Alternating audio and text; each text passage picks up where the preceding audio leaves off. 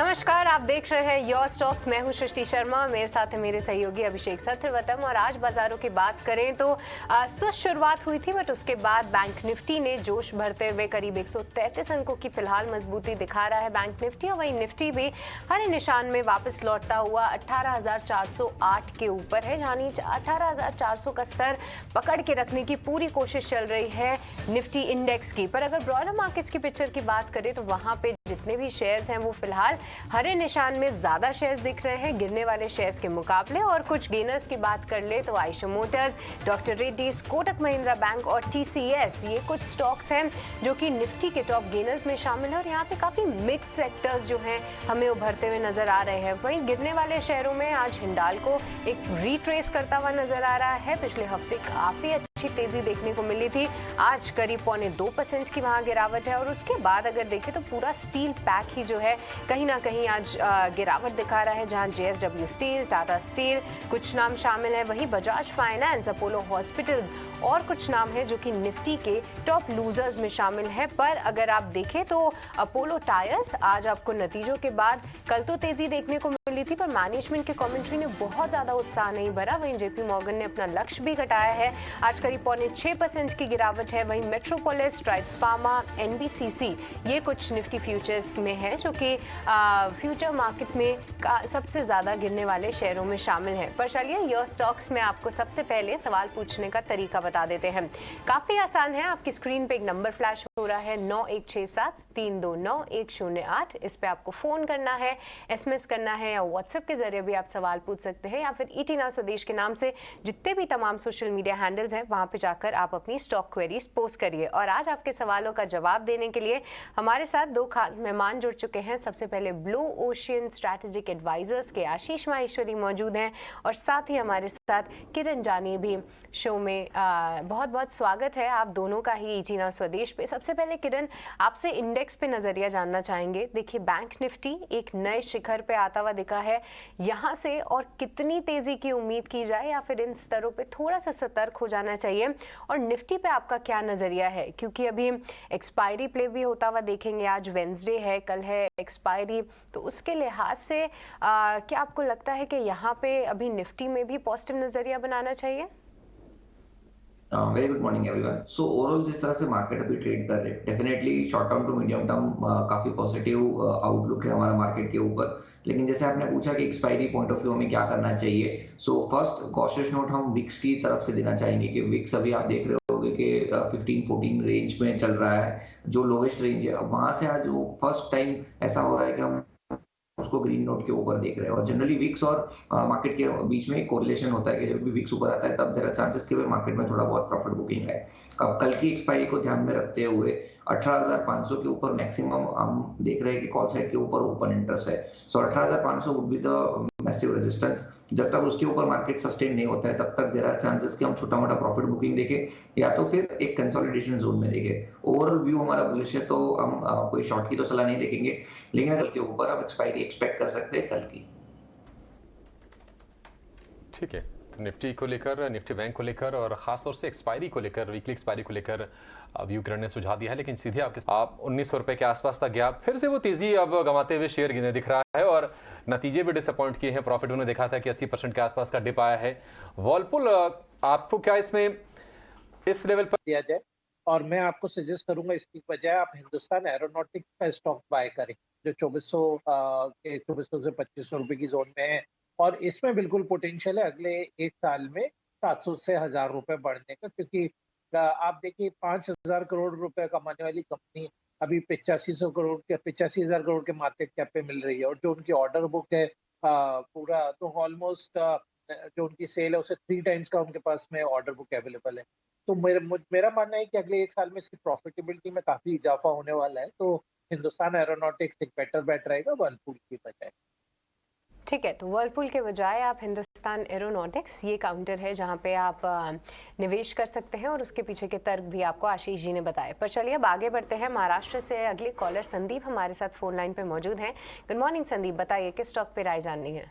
Aeronautics, ये counter है जहां पे आप निवेश कर सकते हैं, और उसके पीछे के तर्क भी आपको आशीष जी टीवी का वॉल्यूम धीरे करके संदीप अपना सवाल पूछे। गुड मॉर्निंग संदीप, बताइए किस स्टॉक ओके, शायद संदीप से ठीक तरीके से संपर्क नहीं हो पाया है, पर इन्होंने अपनी क्वेरी भेज दी है। इनके पास डी मार्ट के 2 शेयर्स हैं, पर इनकी बाइंग प्राइस है 4810 रुपीज़। एक बार आशीष जी आपसे ही फिर से समझना चाहेंगे। देखिए डी मार्ट क्योंकि नतीजों के बाद एक अच्छी तेज़ी तो इसने ज़रूर दिखाई थी और आगे के लिए कंपनी के ग्रोथ प्लान्स भी हैं, पर जिस तरीके से कंपटीशन बढ़ रहा है पूरी एक ऑनलाइन स्पेस को देखिए, क्या डी मार्ट को थोड़ा सा घबराने की ज़रूरत है इनके इन्वेस्टर्स को? पर अगर दूसरी तरफ देखें इनकी डिमांड साइड, तो किसी भी डी मार्ट स्टोर को देखें तो फुटफॉल तो बेहतरीन देखने को मिलती है, हमेशा पैक्ड ही रहता है। क्या नज़रिया है डी मार्ट पे? जैसा मैंने बताया कि जो फास्ट मूविंग कंपनियां हैं या कंजम्पशन रिलेटेड कंपनीज है, उन पर इन्फ्लेशनरी प्रेशर है, तो उनको क्या करना पड़ रहा है कि एक तो फुटफॉल अट्रैक्ट करने के लिए ज्यादा डिस्काउंट ऑफर करने पड़ रहे हैं, और दूसरी बात ये जियो मार्ट जैसे ऐप हैं या बिग बास्केट जैसे ऐप है, उनसे कंपटीशन हो रहा है क्योंकि वो लोग भी काफी डिस्काउंटेड प्राइसेस पे और सेल के थ्रू और स्पेशल डेज के थ्रू अपना प्रोडक्ट पुश कर रहे हैं। तो अब ये पहले जो सिचुएशन था कि बाजार में सिर्फ बिग बाजार और एवेन्यू सुपरमार्केट थे, अब ऑनलाइन स्पेस प्लेयर्स आने के कारण से यहाँ पे कंपटीशन बढ़ गया है। तो मेरी सलाह रहेगी कि अभी टाइमिंग के लिए इस स्टॉक को आप थोड़ा बने रहें, क्योंकि लॉस काफी है, बट 4300-400 के आसपास जब भी ये स्टॉक दोबारा आता है तब आप स्टॉक से निकल जाए, क्योंकि बहुत बड़ी कोई अपसाइड यहाँ नजर नहीं आती। और इनफैक्ट 3900 के आसपास मेरा स्टॉक में एवरेज करने की भी सलाह रहेगी, क्योंकि जैसे ही थोड़ा मार्केट में मोमेंटम आता है ये जल्दी 4300-400 के लेवल भी आ सकता है, तो लोअर लेवल पे एवरेज करें। ठीक है, नीचे के स्तरों पर एवरेज करने की सलाह है एवेन्यू सुपरमार्ट्स में। अहमदाबाद से विपुल हमारे साथ हैं फोन लाइन पर। विपुल नमस्कार, पूछिए क्या जानना है आपको? नमस्कार सर, मेरा जीआर इंफ्रा में 25 शेयर है। जीआर इंफ्रा 1470 की कॉस्ट है, 1470। 1470 रुपए के भाव की खरीद है जीआर इंफ्रा प्रोजेक्ट्स, इस वक्त ट्रेड कर रहा है 1146 रुपए के भाव पर। GR infra Ashish ji track करते हैं आप, और क्या सलाह देंगे आप? क्या प्राइस पे परचेज किया है?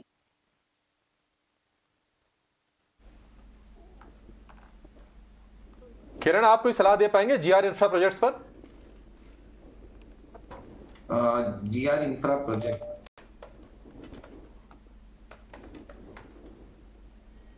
जीआर इंफ्रा प्रोजेक्ट अगर डेली चार्ट के ऊपर हम देखें तो स्टॉक कंटिन्यूअसली एक फॉलिंग ट्रेंड के अंदर ट्रेड कर रहा है। रिसेंटली हमने देखा था कि नीचे में 1080 1050 के आसपास से स्टॉक ने एक बॉटम बनाया था, ऊपर में वापस 1400 तक आया था, लेकिन वापस वहां से स्टॉक देखे तो कंप्लीटली डाउनफॉल के अंदर है। सो ओवरऑल स्ट्रक्चर काफी वीक है। अगर उनके पास है तो एक स्ट्रिक्ट स्टॉप लॉस उनको 1100 का रखना चाहिए। अगर 1100 के नीचे के लेवल के ऊपर ये जाता है तो जरा चांसेस कि हम वापस 1000 के नीचे के लेवल देख सकते हैं। तो स्टॉक में जो वीकनेस है वो कंटिन्यू है। 1100 का स्टॉप लॉस रख के आप होल्ड कीजिए और ऊपर में आप वेट कीजिए 1200-1250 आए। सो एक बार आप या तो ट्रेल स्टॉप लॉस कर लीजिए या तो फिर एग्जिट करके दूसरे स्टॉक में इन्वेस्टमेंट कर सकते हैं। ओवरऑल स्ट्रक्चर वीक है। ठीक है, तो जीआर इंफ्रा प्रोजेक्ट्स को लेकर आपके लिए ये राय, जो कि लेवल्स हैं किरण ने आपको सुझाए, उस पे आपको ध्यान रखने की ज़रूरत है। पर चलिए अब आईपीओ मार्केट का रुख कर लेते हैं, और आज 2 स्टॉक्स की लिस्टिंग होती हुई दिखी है, और हम अभी बात करेंगे बीकाजी की, जहां पे करीब 7% प्रीमियम के साथ बीकाजी की अच्छी लिस्टिंग हुई है, जहां पे बीकाजी का इशू प्राइस 300 के मुकाबले एनएससी पर 323 रुपए पर लिस्ट होता हुआ ये स्टॉक नजर आया है। वहीं कंपनी के आगे का क्या आउटलुक है, आइए इस पर और बात करते हैं और कंपनी के मैनेजमेंट को हमारे साथ जोड़ते हैं। और आज हमारे साथ कंपनी के एमडी मिस्टर दीपक अग्रवाल और साथ ही सीएफओ मिस्टर ऋषभ जैन मौजूद हैं। आप दोनों का बहुत बहुत स्वागत है ईटी नाउ स्वदेश पे। सबसे पहला सवाल ऋषभ मेरा आपसे होगा, क्योंकि अगर हम ये पूरी मार्केट को देखें तो काफ़ी एक अनऑर्गेनाइज स्नैक मार्केट है। बीकाजी की क्या स्ट्रैटेजी रहेगी आगे चल के मार्केट शेयर गेन करने की इन द कमिंग ईयर्स, और स्पेशली अनऑर्गेनाइज्ड मार्केट शेयर को कैप्चर करने के लिए आप क्या कुछ रणनीति बना रहे हैं? कितना बड़ा लगता है आपको मार्केट, और कोई नंबर है अगर आपके दिमाग में तो वो भी बताइए। तो ऑर्गेनाइज अनऑर्गेनाइज जो टोटल मार्केट है, जो भुजिया नमकीन पापड़ स्वीट से close to 1.4-1.5 lakh crore rupees का है, और जिसमें जैसे भुजिया नमकीन एथनिक स्नैक्स, जो स्नैक्स कैटेगरी है उसमें क्लोज टू 55% ऑर्गेनाइज है, स्वीट सेगमेंट में क्लोज टू 90% अनऑर्गेनाइज है, तो ये मार्केट बहुत बड़ा है। और हम लोगों ने लास्ट 3 साल में 20% प्लस कैगल से ग्रो किया है। और जो फर्स्ट क्वार्टर जून 22 है, हम लोगों ने 25% प्लस कैगल से ग्रो किया है। मार्केट बहुत बड़ा है, अपॉर्चुनिटी बहुत बड़ी है। हमने काफ़ी जगह प्लांट भी लगाए हैं, लास्ट 2 साल में काफ़ी एक्सपांशन प्लान किया है। हम लोगों ने जैसे राजस्थान, आसाम, बिहार हमारे कोर मार्केट है, तो हमने तीनों मार्केट में एथनिक स्नैक्स एंड नमकीन वेस्टर्न स्नैक्स का प्लांट लगाया है इस साल। गुवाहाटी में हमने फैब में प्लांट लगाया है, मुजफ्फरपुर में हमने मई जून में प्लांट लगाया है, बीकानेर में हमारा एक CMU है हनुमान के नाम से, जो प्लांट हमने इस अगस्त में लगाया है, कानपुर में एक प्लांट लगाया है। तो हमने काफ़ी एक्सपांशन किया है, काफ़ी कैपेसिटी बिल्ड की है, जिससे हम अगले 3-4 साल की ग्रोथ को हम लोग जस्टिफाई कर सकें और उस पर बिल्ड कर सकें हमारी सेल्स को। ठीक है दीपक जी, अगला सवाल आपसे लेंगे। अब चूंकि आप बाजार में आ गए हैं, अब आपके लिए चुनौतियां बढ़ गई हैं और एक नए नजरिए से आपकी कंपनी को देखा जाएगा, तो आपसे थोड़ा सा ये भी समझना चाहेंगे कि कंज्यूमर का ट्रेंड अभी कैसा है और वो कौन सी कैटेगरी है जहां पर आप फोकस कर रहे हैं और वहां पर आप सबसे ज्यादा ग्रोथ के मौके देख रहे हैं।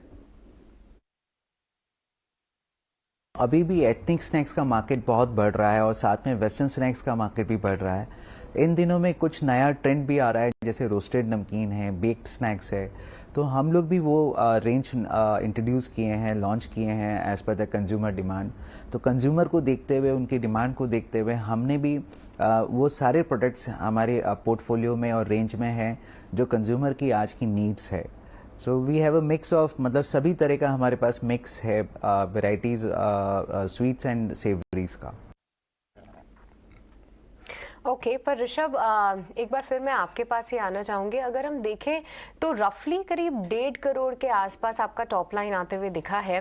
आगे के लिए क्या ग्रोथ आउटलुक है, आप इसको किस तरीके से बेटर कर सकते हैं in terms of margins as well, और साथ ही साथ अगर हम फर्स्ट क्वार्टर को देखें तो एडिबल ऑयल प्राइसेस जो हैं वो बढ़ते हुए नजर आए हैं, वहाँ से लेकर अब तक किस तरीके की चाल देखने को मिली है जो वहाँ से थोड़ा सा रिलीफ मिला है, क्या आप उसे कस्टमर्स को पास ऑन करेंगे? देखिए, हमने लास्ट 3 साल से 22% के आसपास ग्रोथ की है ईयर ऑन ईयर। हमने फर्स्ट क्वार्टर में 25% ग्रोथ की है compare to last quarter. Industry बहुत बड़ी है, बिजनेस साइज बहुत बड़ा है। हम लोग being a leader in this segment, हम लोग भुजिया में बीकानेरी भुजिया में नंबर 1 प्लेयर है, मैन्युफैक्चरिंग करते हैं सबसे ज़्यादा। हैंडमेड पापड़ में हम नंबर 2 प्लेयर है इंडिया के अंदर। स्वीट्स के अंदर हम one of the largest player हैं। तो हमारे पास कैटेगरी बहुत बड़ी है, हम मल्टी कैटेगरी कंपनी है। और मार्जिन पर्सपेक्टिव से देखते हैं अगर, तो हम लोगों ने जो टफेस्ट क्वार्टर था फर्स्ट क्वार्टर, जिसमें एडिबल ऑयल जो है 150 रुपए प्लस लीटर के ऊपर पहुंच गया था, उसमें भी हम लोगों ने 7.4% इबिट्टा किया है। सेकेंड क्वार्टर से वापस इस साल क्रॉप काफी अच्छी है, जो एडिबल ऑयल है वो भी वापस कूल ऑफ हो गया है, तो हम वापस अपने आप को नॉर्मलाइज इबिट्टा पे आते हुए देखते हैं। ठीक है दीपक जी, आखिरी सवाल। देखिए, बाकी आपके फाइनेंशियल के बारे में, आपकी आगे चैलेंजेस के बारे में हमने बातचीत तो कर ली है, लेकिन एक चीज़ आपसे समझना चाहूँगा, क्योंकि मैं भी आप कह सकते हैं कि मैं भी आपका कस्टमर हूँ, बड़े अच्छे प्रोडक्ट्स हैं आपके, अच्छे टेस्टी स्नैक्स आपके हैं, लेकिन कहीं ना कहीं एक चैलेंज ये आ रहा है कि अब लोगों का जो रुझान है वो हेल्दी ईटिंग पे बढ़ रहा है और आप के जो स्नैक्स हैं वो सारे के सारे फ्राइड हैं। तो ये बताइए कि यहाँ से गोइंग फॉरवर्ड कैसे आप लोगों को इस बात को लेकर आकर्षित करेंगे कि आपके जो नमकीन है, आपकी जो मिठाइयाँ, उसको लोग खाएं। और क्योंकि देखिए चैलेंज बढ़ रहा है, अब कहीं ना कहीं इंस्टाग्राम पर, सोशल मीडिया के थ्रू ऐसे बहुत सारे ऑप्शंस आ रहे हैं जो कि दावा करते हैं कि वो फ्राइड नहीं है, वो उतने अनहेल्दी नहीं है। उनको कैसे आप, इन चुनौतियों से कैसे पार पाएंगे आप? हम लोग भी उसको बैलेंस करने की कोशिश कर रहे हैं। हम लोग, जैसे मैंने बताया कि हम लोगों ने अभी इन दिनों में रोस्टेड नमकीन इंट्रोड्यूस किया है, बेक्ड स्नैक्स इंट्रोड्यूस किया है, कुछ इंग्रेडिएंट्स हम लोग चेंज कर रहे हैं। हम लोग उसके साथ में ओट्स का, ज्वार का, क्विनोआ का, कुछ ऐसे इंग्रेडिएंट्स हैं जो हम लोग साथ में मिक्स कर रहे हैं एथनिक स्नैक्स में। और फिलहाल हेल्दी स्नैक्स का जो मार्केट है वो है बहुत बड़ा, पर अभी भी उसके जो एब्सोल्यूट नंबर्स हैं वो बहुत कम है, बहुत नीश मार्केट है। और एथनिक स्नैक्स का मार्केट भी दिन ब दिन बढ़ता जा रहा है, पर हम लोग भी सॉल्ट परसेंटेज है, स्वीट परसेंटेज है, उस पर भी ध्यान दे रहे हैं किस तरह से हम लोग उसको बेटर बनाएं और कंज्यूमर का ख्याल रखें। ठीक है, शुक्रिया दीपक जी। ऋषभ, आपका बहुत शुक्रिया, बातचीत करके बहुत अच्छा लगा और आगे के लिए भी आप लोगों को बहुत शुभकामनाएं। अच्छा डेब्यू आज मार्केट में हुआ है और इस वक्त 10% की तेजी के साथ बीकाजी फूड्स का शेयर ट्रेड कर रहा है। आगे बढ़ने से पहले आशीष जी आपसे राय लेना चाहेंगे। आपको अगर सलाह देनी हो अगर अभी किसी को, बीकाजी का शेयर लेने की सलाह देंगे या फिर प्रोडक्ट्स? सबसे पहले तो दीपक जी को बहुत बहुत बधाई लिस्टिंग के लिए। इनफैक्ट मुंबई में जिस बिल्डिंग में वो रहते हैं उसी बिल्डिंग में मैं भी कोइंसिडेंटली उनका नेबर हूँ, तो हमारी बिल्डिंग के लिए ओवरऑल तो आपको कुछ डिस्काउंट मिलता है सर? नहीं वो प्रोडक्ट की वैल्यू इतना कम है कि उनसे डिस्काउंट मांगकर कोई भी इतना बेनिफिट नहीं है उनके साथ। बट ये है कि कभी भी सोसाइटी या कुछ भी प्रोग्राम होते हैं तो बीकाजी की तरफ से हमें बड़ा प्रेफरेंस मिल जाता है उनके प्रोडक्ट्स में जी। पर आशीष जी तो ने हम लोग- आईपीओ में अप्लाई किया था ना या नहीं, ये भी मैं जानना चाहूंगी। इनफैक्ट हमने पूरी बिल्डिंग के लोगों को ने अप्लाई किया है उसके आईपीओ में, क्योंकि उन सभी को मालूम है क्या पोटेंशियल और बहुत फोकस मैनेजमेंट और जो उनके आगे के फ्यूचर प्लान है काफी अच्छे हैं। और प्रोडक्ट के बारे में तो मुझे कुछ अपनी एडवाइस देने का जरूरत नहीं है, बट इस टाइप की कंपनियां आगे भी जाके अच्छा ग्रोथ करती रहेंगी, ऐसा मेरा मानना है। हमने पास में भी प्रताप स्नैक्स और इस टाइप के जो भी फूड आइटम्स के आईपीओ आते देखे तो वहाँ over a period of time institutional players का अच्छा रुझान देखने को मिलता है। तो यहाँ पे भी आपने देखा हो तो क्यूआईपी का जिस हिसाब से सब्सक्रिप्शन हुआ था, जरूर रिटेल उतना ज्यादा एनकरेजिंग नहीं था, बट शो करता है कि आगे जाकर ये स्टॉक परफॉर्म आगे भी अच्छा करता रहेगा। तो मेरी स्टॉक को किसी भी गिरावट में बाय करने की सलाह रही। ठीक है, बीकाजी फूड्स किसी भी गिरावट पर खरीदारी करने की सलाह है। अच्छा सब्सक्रिप्शन आया था आईपीओ में और आज शेयर की अच्छी लिस्टिंग हम कहेंगे, 7% ऊपर लिस्टिंग हुई है और उसके बाद उसको सस्टेन करते हुए अब ये शेयर 10% ऊपर है। गिरावट पर खरीदारी करने की सलाह है बीकाजी फूड्स में। वक्त हो चला है कमोडिटी मार्केट पे रुक करने का और वक्त है कमोडिटी की एबीसीडी का।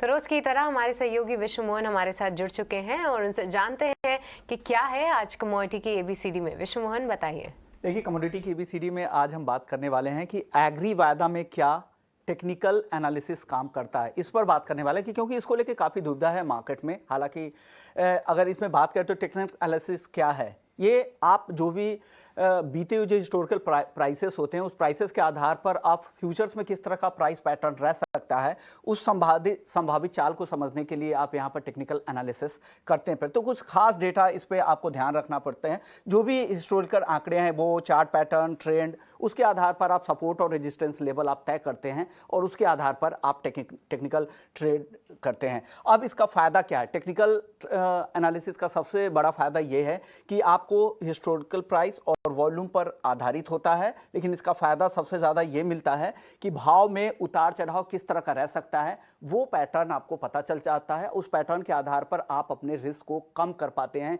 चाहे हेजिंग के लिए ले या ट्रेडिंग के लिए हो। इसके अलावा दूसरा फायदा ये है यहाँ पर टेक्निकल एनालिसिस का कि इससे आप आगे की भविष्य की पूरी तैयारी कर सकते हैं, समय रहते फैसला ले सकते हैं।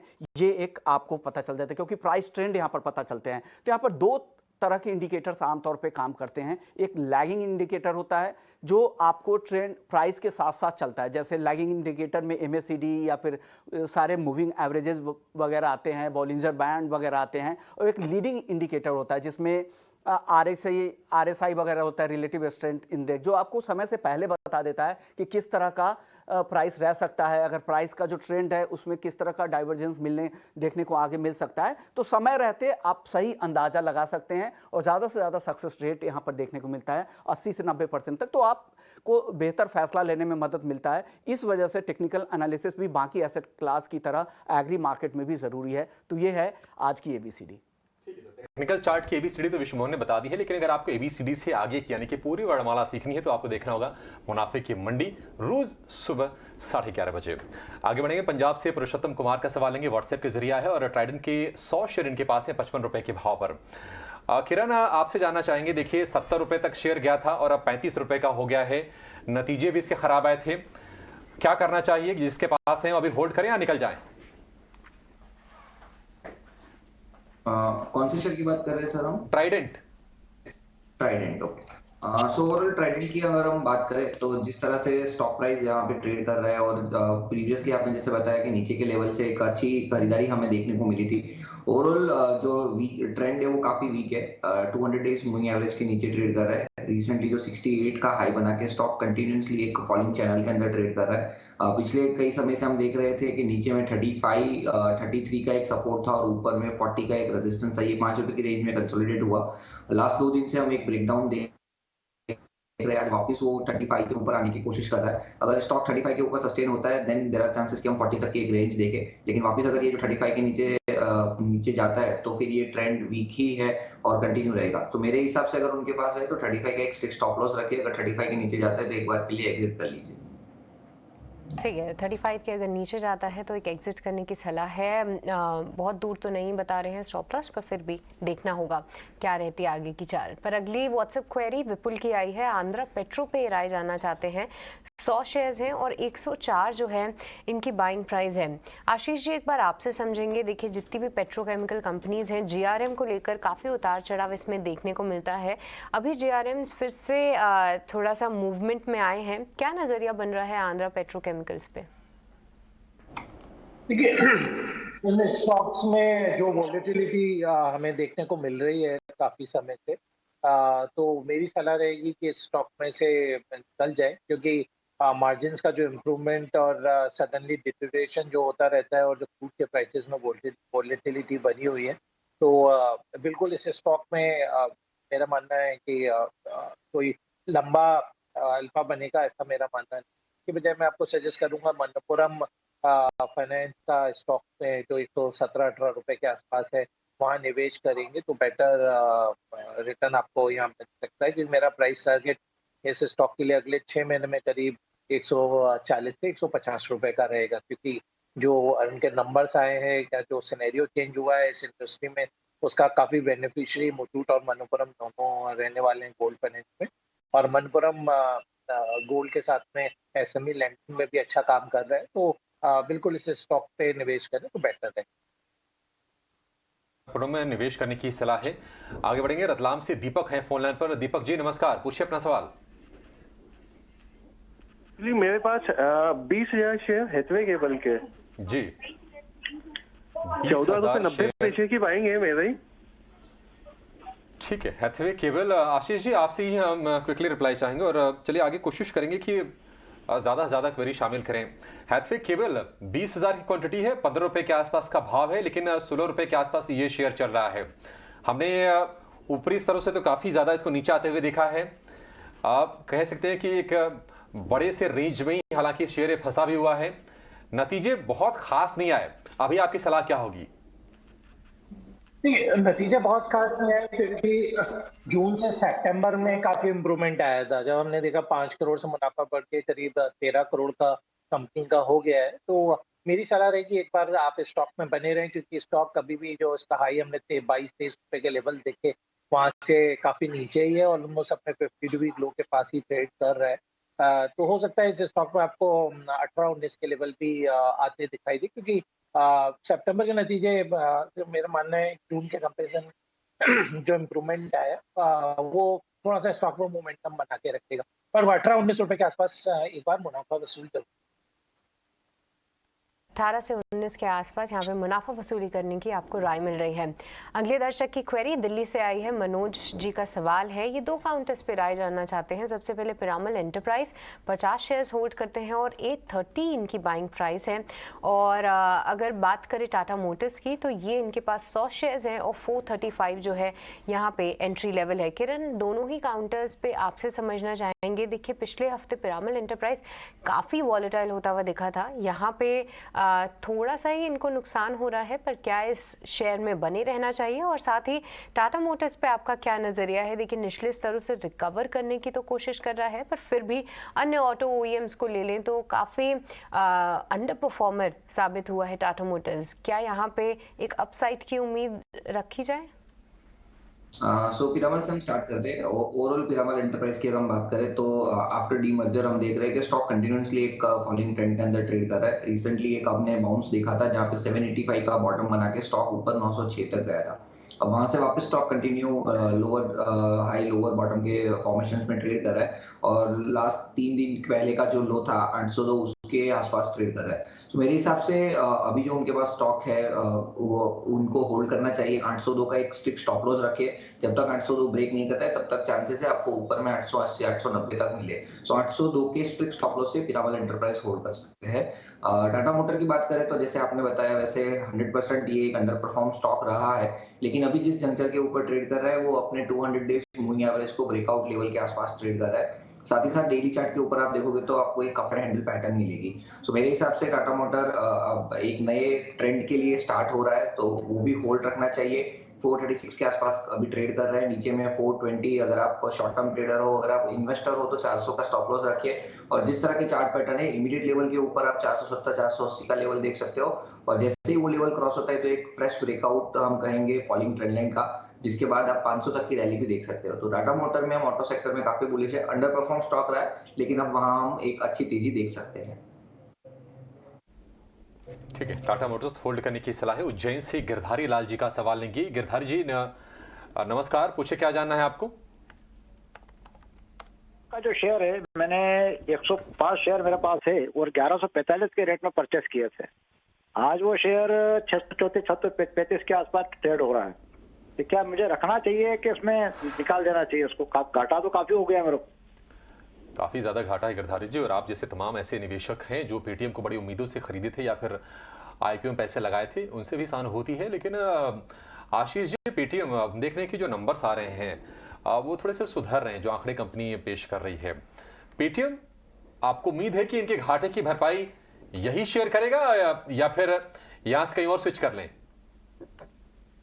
जी बिल्कुल, मैं आपकी बात से सहमत हूँ, क्योंकि रिटेल निवेशकों ने स्टॉक में काफी निवेश किया है और कोई बहुत ज्यादा रिस्पाइट मिला नहीं है। जरूर नंबर्स में थोड़ा इम्प्रूवमेंट आना शुरू हो गया है, बट पेटीएम को यदि आपको लंबी अवधि का नजरिया है तभी आपको इस स्टॉक में बाय करना चाहिए, क्योंकि उनको मुनाफे में आने में करीब 2-1 साल की अभी और समय है।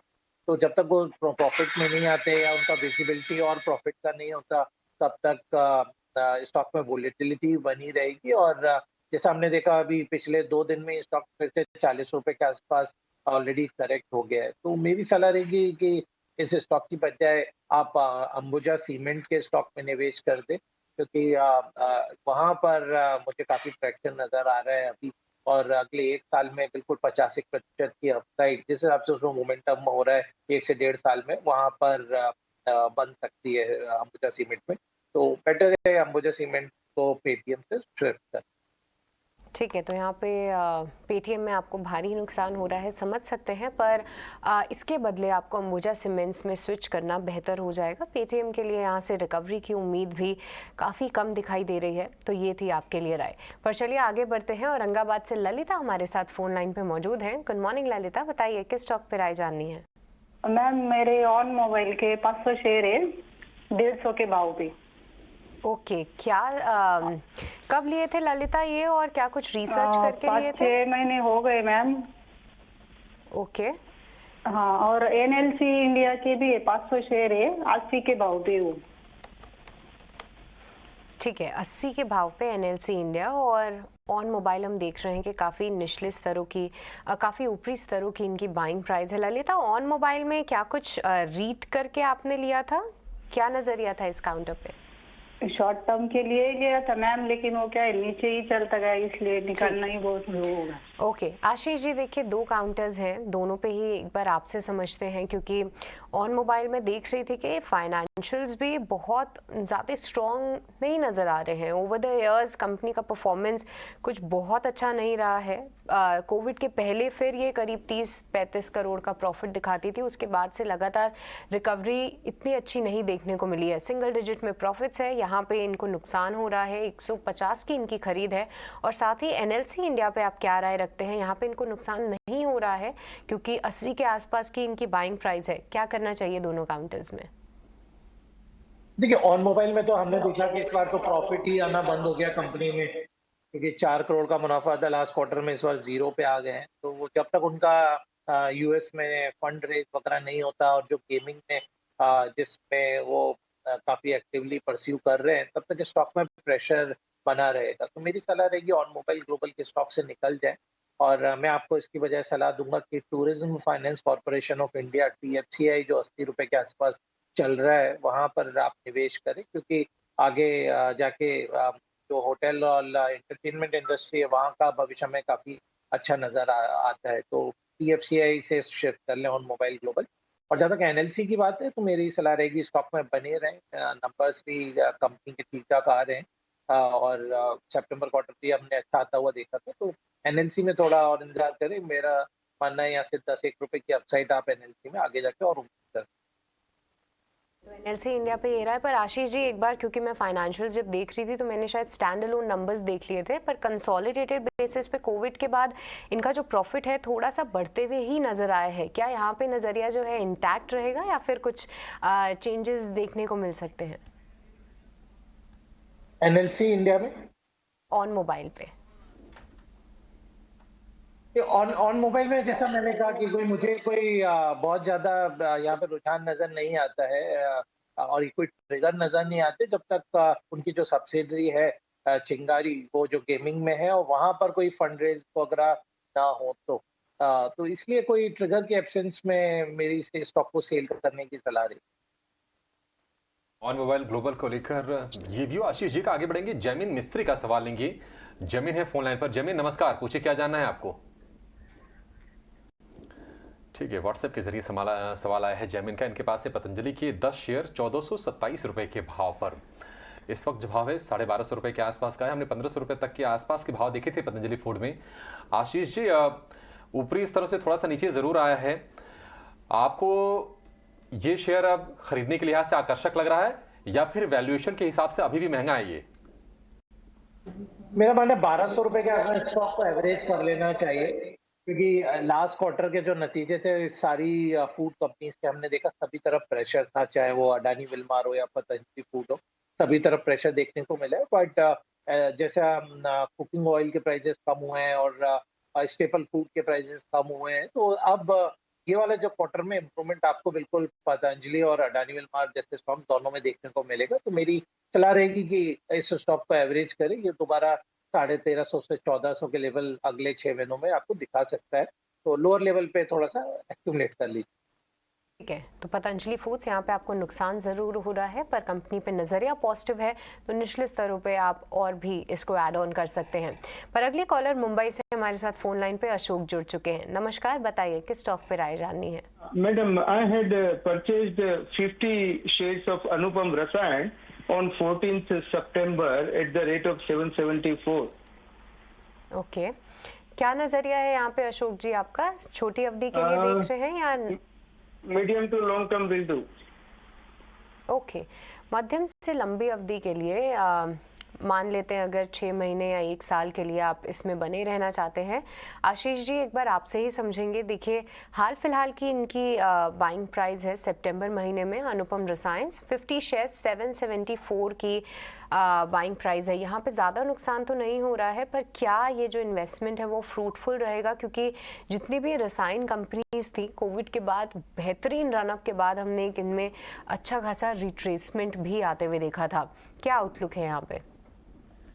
बिल्कुल, मैं आपकी बात से सहमत हूँ। कोविड के टाइम जो उनको विंडफॉल गेन हुए हैं इन कंपनियों को, अब उतना गेन में वो नहीं रह गए, क्योंकि कॉस्ट ऑफ रॉ मटेरियल भी बढ़ गया है, प्लस जो एक्सपोर्ट हो रहा था इतना फ्रीली US यूरोपियन मार्केट में, वहाँ से भी डिमांड का प्रेशर है। तो और डोमेस्टिक मार्केट में भी इन्फ्लेशनरी प्रेशर के चलते हुए ये कंपनियां जैसा दाम बढ़ा रही थी पिछले साल वो नहीं बढ़ा पा रहे। तो मेरी सलाह रहेगी स्टॉक में से निकल जाए, और इसके बजाय मेरा सलाह रहेगी कि मजगांव डॉक शिप बिल्डर्स के स्टॉक में आप निवेश करें, क्योंकि वहाँ पर कोई ऑर्डर्स की कमी नहीं है, नंबर्स बहुत अच्छे आ रहे हैं, और मेरा मानना है जो पिछले साल उनका मुनाफा 586 करोड़ का था, इस साल कम से कम 1000 करोड़ का मुनाफा वो करेंगे। तो 17,000 करोड़ के मार्केट कैप में अभी मजगांव डॉक शिप बिल्डर्स ज़्यादा अट्रैक्टिव नजर आता है केमिकल स्टॉक के कंपैरिजन में, तो ये आप डिसीजन ले सकते हैं। अनुपम रसायन को लेकर ये व्यू और आगे का भी नजरिया आपसे शेयर कर दिया है आशीष जी ने। आगे बढ़ेंगे, इंदौर से रुपेश का सवाल लेंगे। व्हाट्सएप के जरिए इनके पास है स्पाइस जेट के 3,500 शेयर 48 रुपए के भाव पर। आशीष जी, स्पाइस जेट कितना स्पाइसी आपको अब ये शेयर लग रहा है? क्योंकि देखिए घाटा बढ़ता जा रहा है इसका, 800 करोड़ रुपए का घाटा पोस्ट किया है। इसके अलावा चैलेंजेस काफ़ी ज़्यादा हैं, कंपटीशन ऑलरेडी है, रेगुलेटर्स की भी नज़र है इस एयरलाइन पर। 39 रुपए का भाव दिख तो रहा है, लेकिन यहाँ से आपको कितनी उम्मीद है आगे की तरफ? नहीं, मुझे बहुत ज्यादा उम्मीद नहीं है। मेरा मानना है कि जब तक वो एयरलाइन फेल नहीं होगा तब तक इसी रेंज में घूमता रहेगा, क्योंकि जिस हिसाब से उनके ह्यूज लॉसेस आए हैं, बहुत मुश्किल रहेगा और आगे जाके एयरलाइन को चलाना। तो आगे पीछे आपको अपनी स्टेक, मेजॉरिटी स्टेक बेचना ही पड़ेगा इस एयरलाइन को कंटिन्यूस बेसिस पे चलाने के लिए। और जैसा जो स्पेयर पार्ट्स का इशू है या नए एयरक्राफ्ट का इशू है, तो एयरलाइन कंपनियां जो दूसरी हैं, जो इनके सप्लायर है, वो भी ये चाहेंगी कि जो कंपनियां समय पे भुगतान करते हैं वहां पर अपने प्लेन्स या इक्विपमेंट्स वगैरह दे। तो चैलेंजिंग टाइम लगता है मुझे स्पाइस जेट के लिए, और इसकी बजाय मैं आपको सजेस्ट करूंगा दूसरा स्टॉक, आप पूर्वांकरा रियल एस्टेट के स्टॉक में आप निवेश करें। कल आप मैनेजमेंट भी आपके चैनल पे था, उन्होंने काफी प्रॉमिसिंग बातें की है, और अगले क्वार्टर में करीब 5 रेसिडेंशियल प्रोजेक्ट्स भी उनके डिलीवरी होगा। तो लास्ट क्वार्टर में जरूर लॉस किया था, पर अगला क्वार्टर काफी प्रॉमिसिंग नजर आता है मुझे।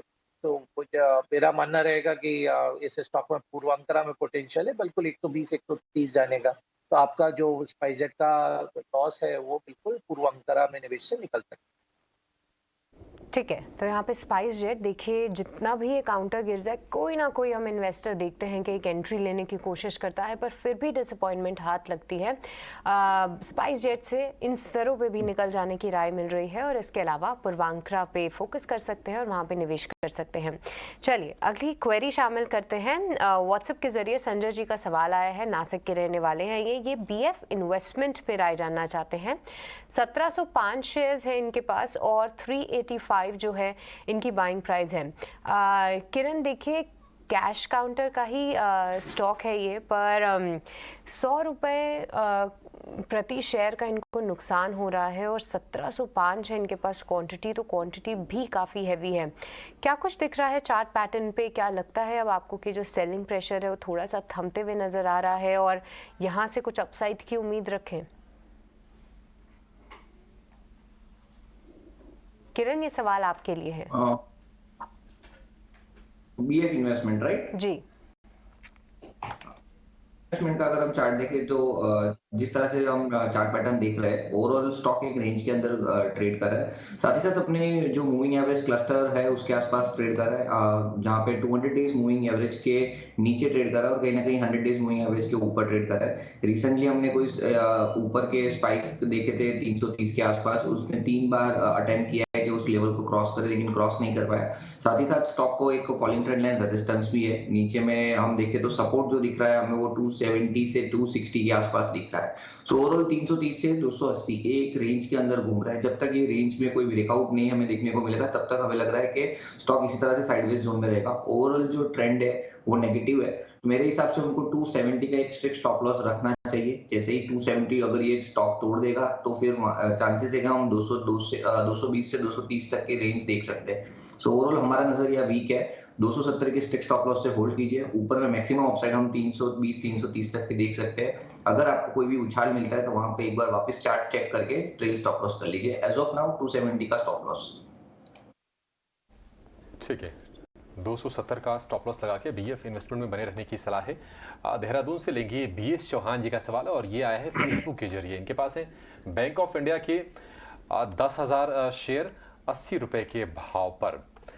आशीष जी, हम देख रहे हैं कि थोड़ी सी डिपॉजिट वाली जो ग्रोथ है वो थोड़ा सा स्लगिश है। डिपॉजिट रेट उतने नहीं बढ़े हैं जिस हिसाब से हमने देखी है कि कर्ज के दरों में बढ़ोतरी हुई है। क्रेडिट ग्रोथ हालांकि बैंकों की 17-18% के आसपास पहुंच रही है। उम्मीदें तो यहाँ से है बैंकिंग सेक्टर के लिए कि अच्छे मोमेंटम एक बना हुआ है। ये आज एक बड़ी क्रूशियल बैठक भी होने वाली है RBI गवर्नर शक्तिकांता दास की बैंकों की चीफ्स के साथ। 75 रुपए का भाव है, 80 की खरीद है। ये तो चलना चाहिए, अभी बनाए रखें इसको। बिल्कुल पोजीशन पे होल्ड करने की सलाह रहेगी, और मेरा मानना है बैंक ऑफ इंडिया और यूनियन बैंक ऑफ इंडिया दोनों स्टॉक्स को निवेशकों को अपने पोर्टफोलियो में 100% प्लेस देना चाहिए, क्योंकि जो एनपीए में सिग्निफिकेंट फॉल आ रहा है और जो प्रॉफिटेबिलिटी में इजाफा देखने को मिल रहा है। बैंक ऑफ इंडिया तो जून से सितंबर में 600 करोड़ का मुनाफा बढ़ गया, क्वार्टर ओवर क्वार्टर। तो और अभी भी स्टॉक अपनी बुक वैल्यू से कम पे मिल रहे हैं। तो बैंक ऑफ इंडिया और यूनियन बैंक ऑफ इंडिया दोनों में मेरा बाय करने की सलाह है। ठीक है, बैंक ऑफ इंडिया और यूनियन बैंक, ये दो शेयर आशीष जी की पसंद वाली लिस्ट से। लेकिन आगे बढ़ने से पहले आपको बता दें कि बीएससी आईपीएफ के सहयोग से टाइप्स ग्रुप एक इन्वेस्टर कैंप का आयोजन करने जा रहा है। बीएससी के कन्वेंशन हॉल में 19 नवंबर यानी कि आने वाले शनिवार को ही सुबह 11 बजे से दोपहर 1 बजे तक चलने वाले इस कैंप में देश के दिग्गज मार्केट एक्सपर्ट्स और फंड मैनेजर शामिल होंगे। कोटक महिंद्रा एमसी के नीलेश शाह, सुंदरम म्यूचुअल फंड के Sunil Subramaniam, Sapient Wealth Advisors के चेयरमैन ध्रुव मेहता और एलिमेंट्स प्लेटफॉर्म्स के चेयरमैन अजय बग्गा इस कैंप में निवेश को लेकर अपने अनुभव साझा करेंगे और बाजार में मौकों का फायदा उठाने के लिए आपको स्ट्रेटजी सुझाएंगे। इस खास इन्वेस्टर कैंप में हिस्सा लेने के लिए 9717211060 पर फोन करें या फिर एसएमएस के जरिए भी आप रजिस्ट्रेशन करवा सकते हैं।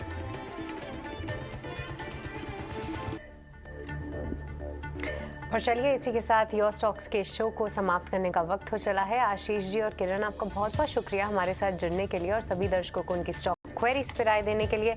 मुझे और अभिषेक जी को दीजिए यहीं पे इजाजत। पर अगर हम देखें तो आपको बैंक निफ्टी हरे निशान में छोड़ते हुए जा रहे हैं और मार्केट का मूड और माहौल अभी तो पॉजिटिव ही दिख रहा है। 200 अंकों से भी कम की दूरी रहेगी रिकॉर्ड ऊंचाई से सृष्टि। तो उम्मीद करेंगे कि कोई अगर बड़े चौके छक्के लग गए तो शायद, क्या पता, इस हफ्ते ही ये लेवल अचीव हो जाए।